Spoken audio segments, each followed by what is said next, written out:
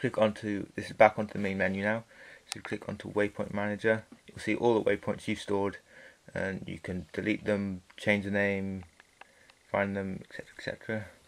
Geocaches, it is geocache compatible. I've not used it, but from what I understand, you just download the coordinate and go out, follow the direction and find it, essentially. Route planner, you can create a route, which will basically just be from waypoint to waypoint, or just marking points. But obviously, because you don't have an OS map on the unit itself, it's hard to sort of follow a path, a footpath, say. So I haven't used that on the thing. I usually use it on the computer. Track manager, these are all the tracks I've got saved. You can see they're all saved as dates. So when you go out for a walk, you have it record your route, and then you click onto save the current track, and it'll save it the default as a date and time. So yeah, if I go back to track manager, current track, you save track, save part of the track, view the map. There you go, so save track, it's a date today, type date and time, and clear current track to remove it off the map. And I'll show you that later. Active route, so if you click onto where to and click a waypoint and you click on active route, it will show you where you're currently going. Proximity alarms, if you got a waypoint marked or grid reference marked and you create an alarm, it'll sound when it's near to that waypoint or grid reference. Waypoint averaging, so if you go to a waypoint that you've been to before and average the waypoint, it'll take another signal, another reading, and average it out, because obviously satellites move around and it's just good to get a more accurate reading the more times you do it. Man overboard, more so for marine type things, not one I've used. Area calculation, press start, walk around an area and it'll tell you how big it is, essentially. Profile change, just change it for what best suits you. I'll just change it in menu settings and things like that. Calculator, calendar, sun and moon, go through the calendar, tell you sunrise, sunset, moonrise and moonset. Stopwatch is a stopwatch. Hunt and fish calendar, go through every day of the week and tell you one of the best times for hunting and fishing. Don't know if these are true or accurate or anything. I've not used them, but it's there if you want it. So if you click at the bottom here, it says satellite. It will show you all the satellites it has acquired and all the signal strength of each.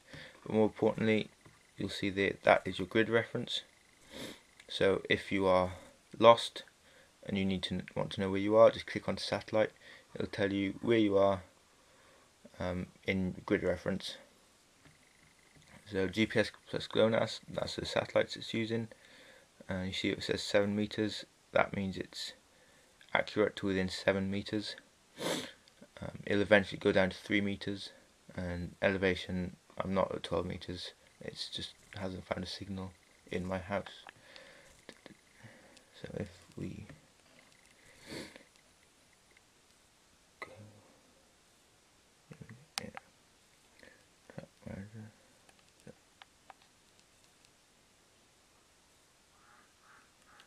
So if I click on a track here, I'll click show on map. This is a track I saved earlier, back on the 3rd of January. Click show on map, then I view map. You can see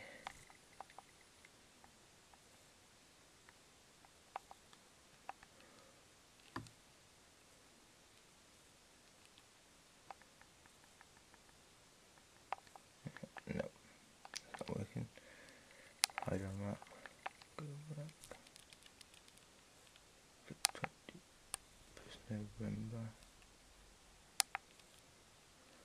view map.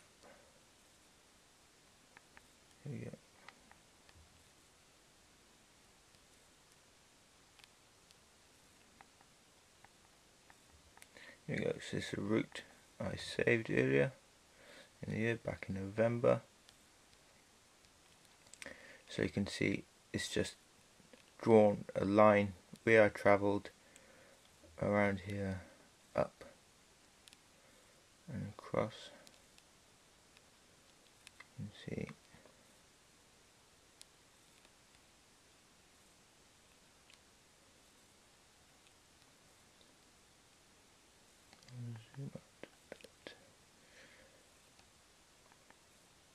up to here.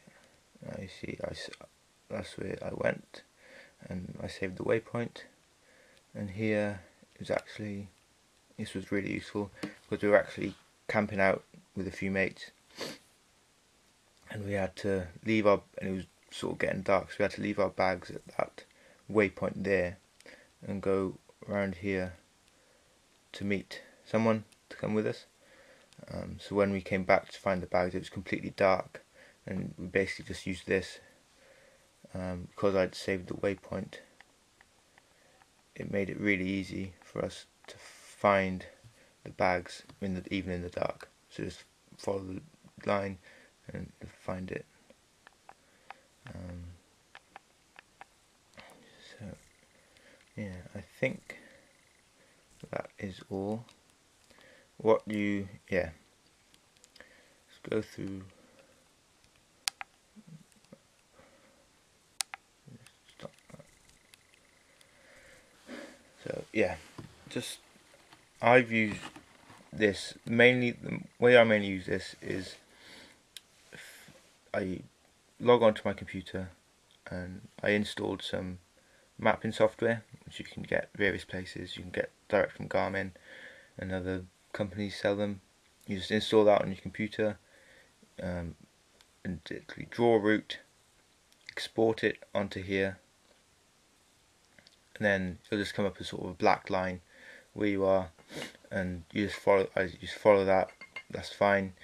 I also use it just for marking waypoints so I can find them again.